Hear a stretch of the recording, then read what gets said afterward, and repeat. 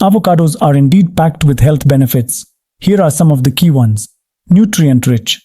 Avocados are loaded with essential vitamins and minerals, including vitamin K, vitamin C, vitamin E, vitamin B6, folate, potassium, and fiber.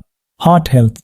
They are rich in monounsaturated fats, particularly oleic acid, which is beneficial for heart health.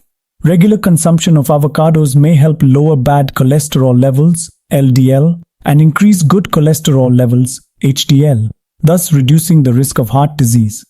Eye health.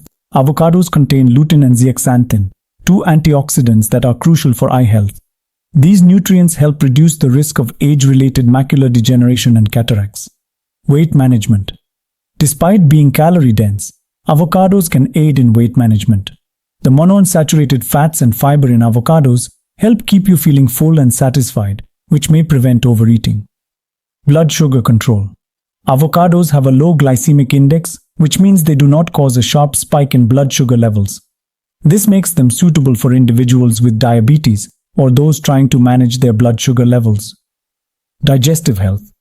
The fiber content in avocados promotes healthy digestion by adding bulk to stool and facilitating regular bowel movements.